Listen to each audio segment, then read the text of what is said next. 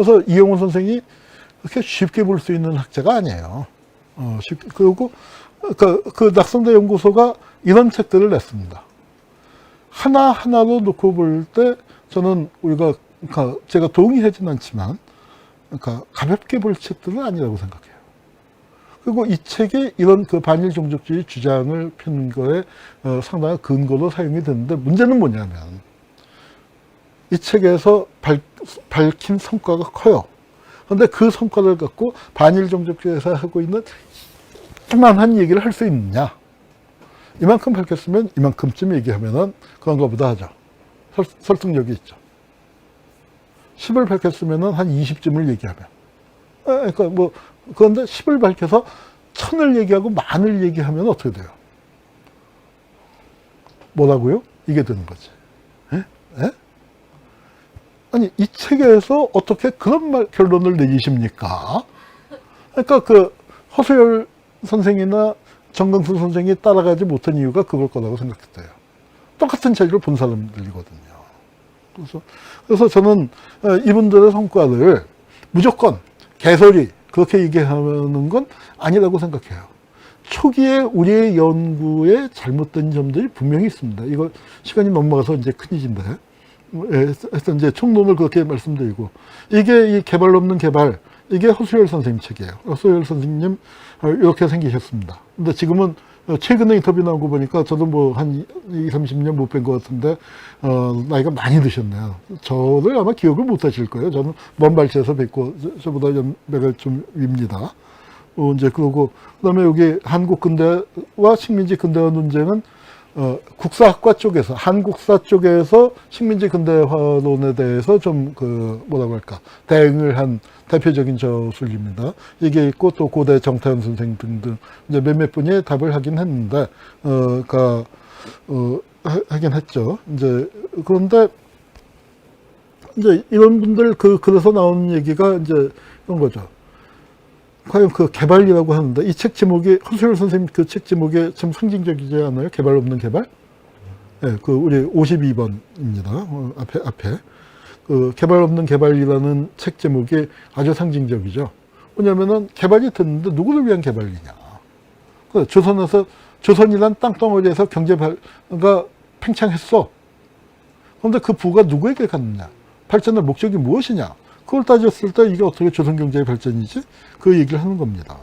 거기다가 허수열 선생이 이제 이 통계 전문가니까, 저 같은 사람은 통계 전문가가 아니니까, 그러니까 이 책을 읽었을 때, 그러니까 특히 이런 그 경제사에 관한 전문 서적 같은 거 나왔을 때, 쉽게 반박을 못 할 수 있지만, 허수열 선생님 같은 경우에 이제 정확하게 반박을 하시는 게, 이거 그러니까 왜 이렇게 발전이 됐냐? 통감부 초기 통계가 엉터리라는 거예요.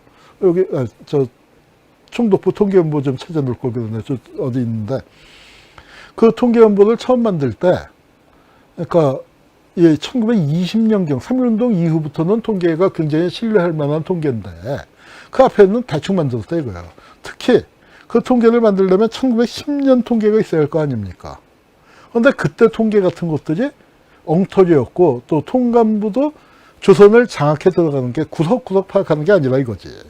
그러니까 파악해서 한 10년쯤 잡고 나니까 이제 구석구석 골목골목을 파악할 수 있는 능력이 생기는 거지. 초창기에 그게 어디 있었냐. 그건 그래서 통계를 분석하는 사람들은 금방 알죠. 이번에 어디 무슨 그러니까 무슨 시청자들이 아이돌 뽑는다고 했다가 그게 무슨 투표율 조작했다는 게 무슨 뭐의 배수로 탁탁탁탁 나오는 거, 숫자 다루는 사람들이 분석해갖고 금방 들통나지 않았습니까? 이런 것처럼 통계가 뭐냐면 적당히 수를 간격 배치했다. 전문가들이 보면 대충 조사한 건지 아닌지 또 감이 온다는 거예요. 그걸로 해서 10년부터 17년까지 통계가 엉터리다는, 그거는 낙성대 연구소도 인정을 하는 겁니다. 그러면서 무슨 말씀을 하시냐면은, 기준점이 되는 1910년, 그러니까 일본이 들어온 다음에 자, 이렇게 발전했잖아. 그 10년이 너무 낮게 돼 있다 이거예요. 그러니까 20년이 여긴데 10년을 이렇게 설정해 놓으면 엄청 발전한 거죠. 그런데 원래 10년이 이거였으면 뭐예요? 좀 발전한 거죠. 좀 늘어난 거죠. 그래서 이 부분 오류 아니냐. 이거 이제 지적을 했고, 그 부분에 대해서는 뭐 낙성대 연구소 쪽도 크게 뭐 통계에 좀 문제가 있지 뭐 하면서 대충 넘어가려고, 뭐 제가 정확히는 모르겠습니다만. 그런데 이제 정말로 결정적인 부분은 뭐냐면은, 낙성대 연구소 쪽에 그 반일 종족주의도 보면 경제 발전했다 하는 얘기를 하는데, 언제까지 유심히 보십시오. 그건 여러분도, 독자 여러분도 아실 수 있는데, 그 들고 나오는 수치가 대개 39년, 40년까지예요. 봐봐요. 경제 이렇게 발전했잖아. 그런데 우리가 일본 사람들 밑에 언제까지 살았습니까? 45년까지 살았다 이거예요. 45년도는 중간에 망했으니까 통계가 정확하지 않겠죠. 그렇지만 44년도 어쩌면은 44년도 통계 나왔을 거예요. 근데 43년까지는 제대로 된 통계가 있죠. 근데 왜 그 통계는 안 쓰냐고. 그 통계는 왜 안 써요? 일본 통치 밑에서 살았으면 일본 통치 전체를 갖고 얘기해야지. 아니, 회사도 말이에요. 주주들한테 회계보고할 때 이익 난 해까지만 보고하면은 흑자 아니에요. 투자자 할 곳일 때 그게 범죄지. 회사 경영평가 같은 걸 할 때 그냥 2018년도에는 망했어. 근데 2016년까지만 갖고 이렇게 수익이 많았습니다. 그런 걸 우리가 사기라고 안 하나요? 그게 범죄 아닌가요? 여러분, 일본 제국주의가요, 예컨대 가만히 있는데 침략을 당해서 경제가 무너졌다고 생각해 봅시다. 그러면은 우리가 그 침략만 안 당했었으면, 자본주의 맹화론에서 설명하듯이 우리가 침략만 안 당했으면, 뭐 차라리 그건 자본주의 맹화론이 정직하죠. 그런데 여러분, 일본 제국주의에서 팽창과 침략 전쟁은 본질입니다. 일본 제국주의가 그렇게 갈 수밖에 없잖아요. 지난번에 야마가다 이모도 얘기했을 때 이익선과 생명선 이런 거, 주권선과 생명선, 주권선과 이익선. 주권선을 지키려면 이익선이 확보돼야 하고, 이익선을 확실하게 하려면 이익선이 주권선이 돼야 하고, 그럼 새로운 이익선이 생기고 빵빵빵빵빵 늘어나다 빵 터져버린 게 그게 일본 제국주의 침략전쟁인데, 조선은 거기서 끌려가서 그렇게 돼서 같이 망해버린 건데, 그 본질적인 결과로 인해 발생한 전쟁을 왜 통계에서 뺍니까? 전쟁이 일어나서 그땐 통계가 없었나? 왜 뺐겠습니까? 그걸 넣으면 발전이 안 되니까. 그걸 넣어서 계산하면은 일제 30년 해봐야, 쉽게 얘기해서 도박판에서 첫 끝발 쫙 했어. 땄어. 그러다가 야 신난다 하고 왕창 걸었다가 다 잃어버렸어. 그럼 어떻게 된 거예요? 첫 끝까지 개끝발이지. 거기다가 일본은 어떻게 했습니까? 돈 빌려서 질르면 뭐예요? 아니, 그러니까 그때부터 망하는 거 아니에요. 우리는 어떻게 됐습니까? 그냥 못 살고 끝난 게 아니잖아요. 일본 위안부 끌려가고 징용 징병 끌려가서 얼마나 많은 사람들이 죽고 고통을 당했습니까? 경제만 갖고 따지면 어떡해. 그리고 경제를 갖고 따져봐도 그 전쟁 나서 망한 것 치면은 발전한 것도 별로 없다 이거예요. 거기다가 한국전쟁까지 당했잖아요. 그나마 남아있었던 거. 그나마 남아있었던 거 다 깨졌잖아. 그렇더니 한다는 얘기가 뭐냐면은, 그래도 그때 자본주의를 체험해서 그 경험이 발전했다. 정말 일본을 찬양해주고 싶어서 안달이 나지 않는 한 할 수 없는 얘기라고 생각합니다.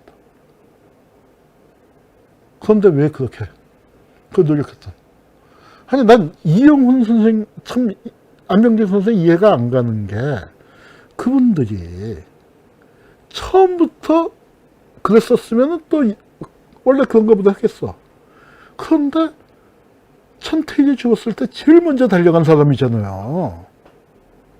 세상을 바꾸기 위해서 열심히 노력하고 일본 제국주의 침략의 부당성을 증명하기 위해서 가장 열심히, 한때 70년대 80년대 그 불모지대에 가장 열심히 연구했었던 양반이 어떻게 그렇게 일본을 정말 속된 말로 빨아주지 못해서 안달이 난 것처럼 그렇게 군냐 이거예요. 나는 그게 이해가 안 가요. 그게. 그리고 이게 보세요. 만세전. 여기 보면 누구를 위한 개발이냐. 이게 그 당시의 대중감각이에요. 염상섭의 그리고 또 북으로 갔지만 이기영 선생 서화라는 소설이 있죠. 이렇게 개발되고 점점 세상이 좋아진다는데 왜 이렇게 힘든 거야? 그렇죠. 최만식의 태평천하 있죠. 나는 이영훈 선생이 쓴 글을 읽다가 기절하는 줄 알았어요. 최만식의 태평천하가 무슨 얘기입니까? 여러분, 우리가 정말 잘 살게 됐죠. 아이고, 태평성대 올시다. 자, 이게 진짜 태평성대예요? 진짜 잘 사는 거예요? 진짜 잘 살게 되면 이렇게 얘기합니까? 이걸 뭐라고 그래요? 반어법이다, 풍자다, 그렇게 얘기하잖아요. 태평성대라고 그렇게 풍자한 거예요. 그런데 이영훈 선생의 글에 이건 뭐냐면 양반의 토지지, 그들의 일성은, 대중 일성은 오히려 개선됐다. 양반의 토지지 멈추고 비적이 사라지고 조세가 공정하고 장시가 늘어나고 막힌 저수지가 준설됐다. 그런 세상을 소설가 최만식은 태평천하라고 묘사했다. 문학적 발상만은 아니었다. 시대적 감각이었다.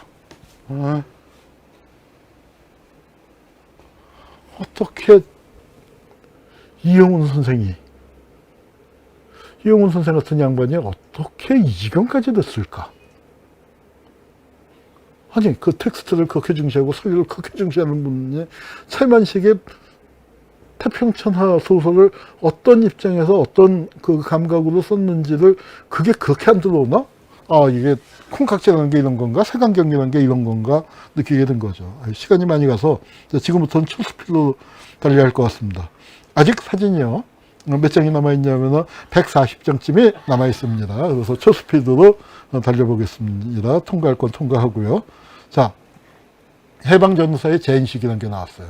그게 뭐냐면 해방전후사의 인식을 비판하는 겁니다. 해방전후사의 인식이 진보진영에서 낸 거였는데, 이제 안병재 선생쯤 되면은 일권에다 혹시 글 안 쓰셨나? 하여튼 뭐 이제 그걸 비판하는데, 여기에는 나중에 뉴라이트가 된 사람과 자본주의 맹하더니 너무 오버했다, 과도하게 나갔다를 진짜로 비판하는 학자들이 섞여 있어요. 그래서 이 책이 처음 나왔을 때는, 책이 나왔더니 이렇게 동아조선에서 이제 대서특필을 해주는데, 책 서평을 이만큼 써주는 게 별로 없죠. 해방전후사의 인식을 비판한다니까 써줬는데, 이렇게 나오니까 진지한 학자들은 당했다. 진지한 학자들 중에는 진보적인 입장을 견지하고 있지만, 이건 우리가 과거에 저 연구할 때 너무 현실과 동떨어진 얘기를 했어서 그걸 반성해서 글 쓴 것들까지 들어가 버렸으니까 이제 그렇게 됐습니다. 아까 이제 제가 강만길 선생님 얘기하다가 이제 여기 뱉어놨네요. 이 안병재 선생이 얘기하는 게 운동사 중심의 역사 체계는 과거 운동권과 북한의 관점이다. 뭐 제가 과거 운동권적인 사고방식을 그대로 갖고 있는지 모르겠습니다만, 그대로 갖고 있겠죠.